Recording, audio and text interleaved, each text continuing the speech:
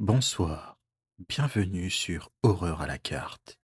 Partageons quelques histoires ensemble en explorant ce recueil et délectons-nous de cette angoisse. Si ce n'est pas encore fait, je vous invite à rejoindre la communauté en vous abonnant et en activant les notifications. Je vous invite aussi à noter dans les commentaires là où les histoires qui vous auront fait frissonner. Alors, installez-vous confortablement et commençons avec cette première histoire. L'homme au chapeau. Je m'appelle Nicolas, j'ai 20 ans et je vis dans un petit bled paumé du Texas, du genre où les trottoirs se terminent dans les champs de coton et où l'excitation du vendredi soir se résume à un match de foot. Ma vie est aussi monotone qu'un coucher de soleil sur la prairie. Mais il y a un peu plus de 3 ans, j'ai été propulsé vers une aventure aussi inattendue que terrifiante. C'était un samedi après-midi d'été. La chaleur écrasait le bitume. Ce jour-là, je suis avachi sur le porche, l'esprit vide, quand le téléphone sonne. C'est Tania, ma cousine. Sa voix est tremblante. Nico, tu as vu Tim aujourd'hui? Il est parti se balader ce matin et il n'est toujours pas rentré. Son portable est éteint et je commence à paniquer là. Ça m'inquiète directement. Tim, c'est son frère, il est super sympa. Un peu baroudeur sur les bords, mais toujours fiable. L'idée qu'il y soit arrivé quelque chose me serre le cœur. Sans réfléchir, je saute sur mon VTT et fonce vers le sentier que Tim aimait tant arpenter. Le soleil commence à décliner, et la forêt, habituellement paisible, semble respirer une atmosphère lourde et oppressante. Je pédale de plus en plus vite, mes pensées tourmentées par mille et un scénarios angoissants. Après une heure de recherche effrénée, je tombe sur le sac à dos de Tim, au pied d'un vieux chêne. Un sentiment de terreur m'envahit.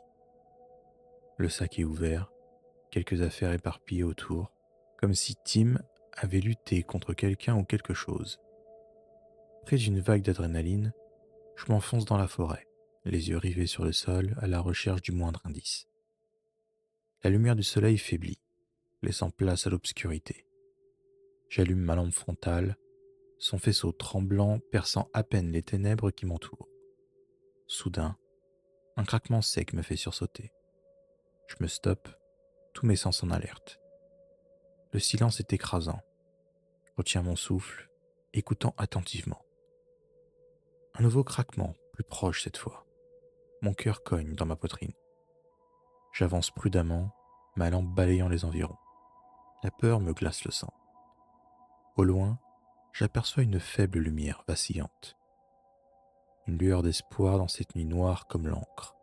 Je me dirige dans cette direction, mes jambes tremblant d'épuisement et de terreur.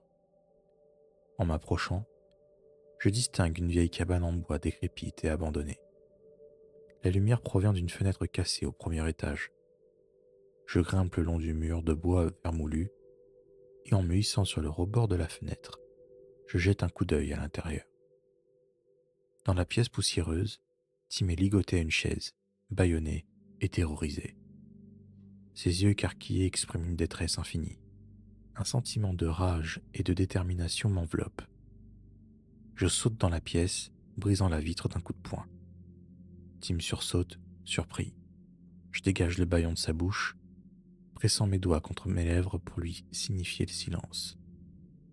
Ne bouge pas, je vais te libérer. Mes mains tremblent alors que je défais les cordes qui le retiennent.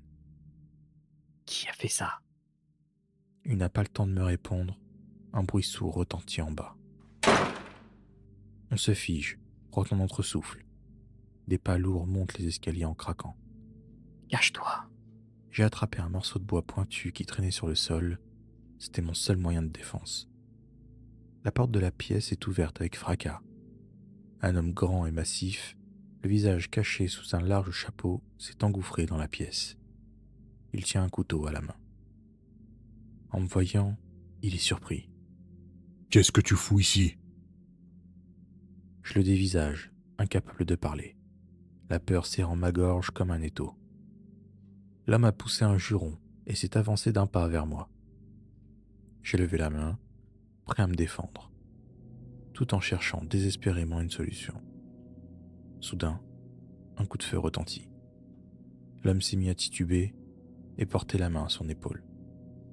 Un cri de douleur s'échappe de ses lèvres. On s'est retourné pour voir un shérif, arme au poing, debout sur le pas de la porte. C'était le shérif Peterson. Il avait suivi mes traces et était probablement arrivé grâce au bruit de la vitre brisée. L'homme au chapeau a profité de notre surprise pour s'enfuir en sautant par la fenêtre. Le shérif a tiré à nouveau, mais l'homme a disparu dans la nuit. Puis il nous a emmenés au commissariat, où il nous a fallu raconter notre histoire encore et encore. L'affaire s'est avérée complexe. L'homme blessé était un braconnier connu, recherché depuis des mois.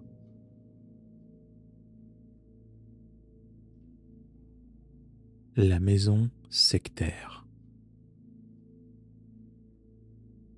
Je m'appelle Lisa, j'ai 17 ans et je viens de déménager avec ma famille dans une petite ville perdue du Maine. Mon père a obtenu une promotion inespérée et a sauté sur l'occasion de quitter la grande ville de New York pour une vie plus paisible à la campagne. Moi, je suis loin d'être enthousiaste. J'adore l'effervescence de la ville, mes amis, mes habitudes. Mais mes parents sont déterminés à nous offrir une nouvelle vie. Une vie qu'ils jugent meilleure, plus simple, plus sûre. Dès notre arrivée, je suis frappé par l'atmosphère étrange qui enveloppe la ville. Les gens sont peu accueillants et les maisons semblent se refermer sur elles-mêmes, comme si elles gardaient jalousement leurs secrets. Notre nouvelle maison est au bord d'un lac brumeux. Dès le premier pas à l'intérieur, je ressens une sensation de malaise, comme si on m'observait. La nuit, des bruits étranges ont commencé, des murmures chelous, des craquements dans le plancher, des portes qui grincent à s'ouvrir et à se fermer sans raison apparente. Je me réveille souvent en sueur, persuadé d'avoir vu une ombre dans le coin de ma chambre. Mes parents, eux, ne semblent pas s'apercevoir de ces phénomènes. Ils attribuent mes terreurs nocturnes à l'imagination débordante d'une adolescente et me conseillent de prendre l'air frais pour me calmer. Mais ça ne fait rien contre les murmures qui me poursuivent dans mes rêves et les apparitions fugaces qui hantent ma chambre. Je suis de plus en plus convaincu que notre maison n'est pas vide, qu'elle abrite une entité invisible et malveillante. Ne pouvant plus vivre dans cette peur constante, je décide de mener ma propre enquête. Je passe des heures à fouiller dans les archives de la ville, à la recherche d'informations sur le passé de cette maison. Je découvre qu'elle a appartenu à une famille riche et influente, il y a une vingtaine d'années. Mais un drame terrible s'est produit. Le fils unique de cette famille avait disparu sans laisser de traces. La famille, accablée par le chagrin, avait quitté la maison, et le mystère du garçon disparu n'a jamais été résolu.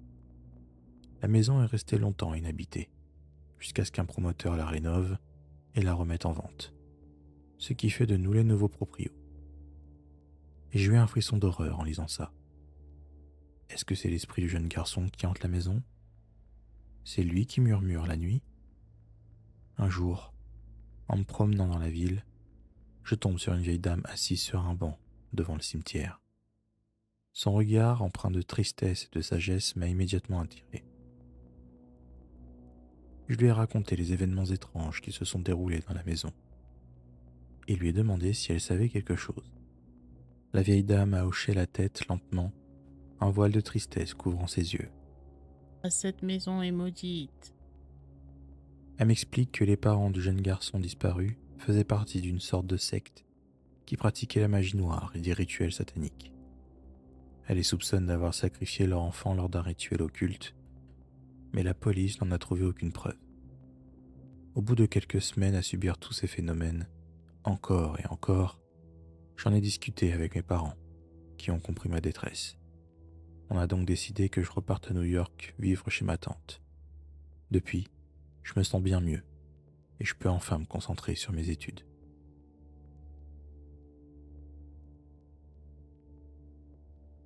Panique dans le parc. Je m'appelle Vincent, j'ai 28 ans et je vis dans une petite ville du Midwest américain. Ce week-end, J'ai prévu de partir camper avec mes amis dans un parc national situé à quelques heures de route. On a tous hâte de se retrouver en pleine nature, loin de la ville, profiter du grand air et de la tranquillité. On arrive au parc en fin d'après-midi. Le soleil commence à décliner, laissant place à une douce lumière dorée. On installe notre camp dans une clairière paisible, à proximité d'un petit lac. L'ambiance est détendue. On rigole, on se raconte des histoires et on prépare le barbecue près du lac pour le dîner. La nuit tombe et les bruits de la forêt, habituellement rassurants, semblent maintenant menaçants. On se serre un peu plus les uns contre les autres, racontant des histoires de fantômes pour se faire flipper un peu. Soudain, un cri strident déchire le silence de la nuit. On se raidit tous instantanément. Le cri vient de notre campement, un peu plus haut. On se précipite vers le bruit, lampe torche à la main. On arrive au campement et on découvre avec horreur que Samia, l'une de nos amies, n'est plus là. Sa tente est ouverte. Son sac de couchage est par terre, mais elle a disparu sans laisser de traces. La panique s'empare de nous. On l'appelle, on fouille les environs, mais Samia est introuvable. On décide d'alerter les secours, mais le réseau téléphonique est inexistant dans la zone. On se répartit en groupe pour chercher Samia dans la forêt. L'obscurité est totale. Seules nos lampes torches éclairent un chemin étroit et sinueux. Les bruits de la nuit nous enveloppent dans une atmosphère de plus en plus oppressante. Après une heure de recherche infructueuse, on se retrouve tous ensemble, épuisés et terrifiés. Samia reste introuvable, et la peur commence à prendre le dessus. Soudain, on aperçoit une lumière au loin. On se dirige vers elle et on découvre une vieille cabane en bois perdue au milieu des arbres. On frappe à la porte, mais personne ne répond. À l'intérieur de la cabane, il fait noir et poussiéreux. On allume une bougie et on découvre un vieux fauteuil à bascule, une table et quelques chaises. Une sensation de malaise nous envahit, comme si la cabane était hantée par des souvenirs douloureux. Puis, on entend un bruit derrière nous. On se retourne et on voit une silhouette dans l'obscurité. On braque la bougie vers la silhouette et on découvre un vieil homme, barbu et hirsute, qui nous regarde avec des yeux inquiets. Le vieil homme nous explique qu'il vit dans la forêt depuis des années, solitaire et oublié du monde. Et il nous raconte qu'il a vu notre ami courir dans la forêt, qui semblait poursuivi par quelque chose. Il nous avertit que la forêt est dangereuse, qu'un esprit maléfique y rôde depuis des siècles. Il nous donne une carte pour nous aider à trouver notre chemin et nous supplie de quitter cet endroit au plus vite. Au petit matin, on quitte la cabane et on suit la carte du vieil homme.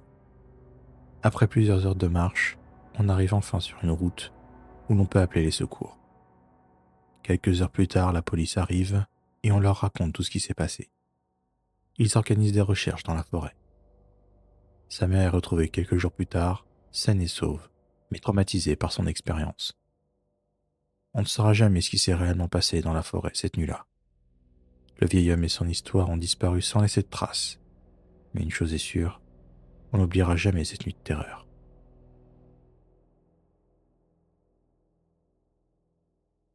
Enquête à l'hôtel.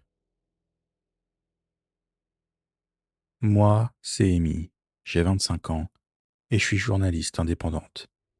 Je parcours les États-Unis à la recherche d'histoires insolites à raconter. Aujourd'hui, je me trouve dans une petite ville, nichée au cœur des montagnes du Vermont. C'est une ville fantôme, abandonnée depuis des décennies, à la suite d'une série d'événements tragiques. On raconte que l'hôtel, autrefois une destination prisée, est devenu le foyer d'une entité maléfique qui tourmente les âmes perdues qui s'y aventurent. Intrigué par les légendes locales, j'ai décidé de passer la nuit dans cet hôtel, bravant les avertissements. J'ai pris la décision de m'installer dans une des chambres au rez-de-chaussée et me suis préparé à passer une nuit blanche, mon carnet et mon stylo à la main, prêt à noter tous les événements paranormaux que je pourrais observer. Dès la nuit tombée, l'hôtel s'est enveloppé d'une atmosphère pesante. Des bruits étranges résonnent dans les couloirs, des murmures indistincts semblent flotter dans l'air. Je me barricade dans ma chambre et j'essaye de me concentrer sur mon travail, mais l'angoisse grandit en moi. Soudain, j'entends un bruit sourd provenant du couloir. Je retiens mon souffle et m'approche prudemment de la porte. En collant mon oreille contre le bois, j'entends des pleurs étouffés, des sanglots déchirants qui me glacent le sang. Intrigué, j'ouvre la porte d'un coup sec. Le couloir est vide, plongé dans une obscurité totale. Mais alors que je m'apprête à entrer dans ma chambre, une silhouette fantomatique apparaît devant moi. C'était une jeune femme, vêtue d'une robe d'époque, son visage rempli de larmes. Elle disparut aussi vite qu'elle est apparue. J'ai décidé de fouiller les archives de l'hôtel à la recherche d'indices sur son identité. Je me rends donc dans le bureau du directeur, et là, la femme fantomatique réapparaît juste devant moi. Elle m'indique une des lattes du plancher sous le bureau. En soulevant la latte, je trouve une boîte métallique. À l'intérieur, il y a un petit carnet qui semble appartenir au directeur de l'hôtel. En le lisant, je comprends que le meurtrier n'est autre que le fils du directeur, qui n'avait que 17 ans au moment des faits. J'ai contacté la police, leur fournissant les preuves que j'avais rassemblées. Puis j'ai rédigé un article exposant la vérité sur les crimes du fils du proprio et l'ai envoyé à tous les médias locaux. Quelques jours plus tard, l'hôtel a été envahi par la police. Le fils du propriétaire a été arrêté et les crimes qu'il avait commis ont été révélés au grand jour. Cet hôtel a été détruit depuis, ses secrets enfouis dans les mémoires locales. Mais pour moi, cette nuit restera gravée à jamais dans mon cœur. J'ai non seulement vécu une expérience paranormale, mais j'ai également aidé à résoudre une enquête.